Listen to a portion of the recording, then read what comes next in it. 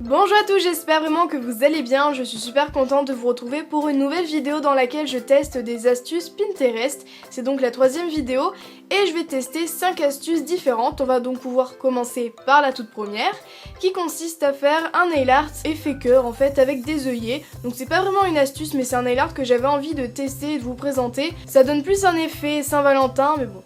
C'est cool, c'est passé. Bref, en tout cas, je vais prendre deux œillets que je vais placer au niveau de ma cuticule pour former une sorte de pointe sur un vernis bien sec. Ensuite, j'applique un vernis de la couleur de mon choix en dessous et directement, sans attendre que ce ne soit sec, je viens retirer les deux œillets pour avoir une belle démarcation.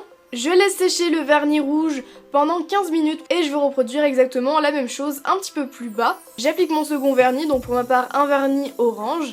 Toujours de la même manière, j'évite de trop déborder au niveau des œillets, je n'oublie pas la tranche de l'ongle et on n'hésite pas à appuyer sur les côtés pour éviter que le vernis passe en dessous.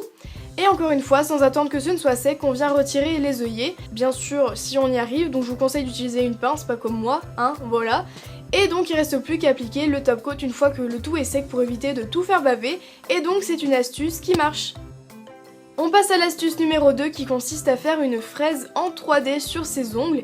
Et donc je vais commencer par appliquer 3 couches en tout de mon vernis rouge. Donc une première couche, ensuite la seconde et pour terminer la troisième que je vais laisser sécher un petit peu. Mais il faut quand même que le vernis soit assez frais pour pouvoir creuser en quelque sorte à l'intérieur du vernis. Je vais prendre mon plus petit dotting tool et je vais commencer par faire des petites lignes, des petits pois un petit peu en quinconce, sauf que eh bien, le problème c'est que mon dotting tool était beaucoup trop petit et j'avais pas attendu que le vernis sèche, du coup le vernis s'enlevait. J'ai recommencé, j'ai enlevé tout mon vernis et j'ai appliqué 2 couches cette fois-ci, j'ai laissé un petit peu plus sécher et j'ai utilisé un dotting tool un petit peu plus gros et cette fois-ci ça a marché. On fait du coup des points, on appuie légèrement et ça creuse le vernis pour faire les graines qu'il y a sur la fraise. J'ai trouvé que ça avait moins bien marché pour moi par rapport à la photo que j'avais pu voir sur Pinterest où là vraiment l'effet 3D était présent. Peut-être qu'il faudrait rajouter beaucoup plus de couches mais dans ce cas-là le temps de séchage sera 2 fois plus long.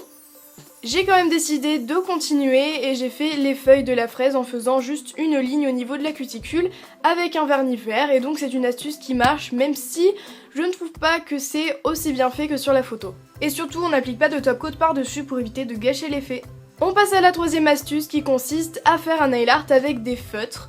J'avais déjà testé dans ma toute première vidéo avec des stabilos, ça avait marché, donc je me suis dit pourquoi pas essayer avec des feutres puisque l'embout est beaucoup plus fin et on a plus de choix de couleurs. Sur un vernis bien sec, je viens dessiner une mandala. Le mieux c'est de prendre un feutre qui a l'embout très fin pour pouvoir faire des motifs beaucoup plus fins. Je pense que sur un vernis mat ça accrocherait beaucoup mieux et beaucoup plus facilement mais je n'ai plus de top coat mat donc c'était un petit peu compliqué. J'ai décidé de rajouter une seconde couche puisque ça marquait pas beaucoup et au final j'ai rajouté 5 couches je crois pour être sûr que le motif soit bien net. Au final j'ai laissé sécher 1h30 pour être sûr encore une fois que rien ne bave et j'ai appliqué mon top coat en tapotant légèrement.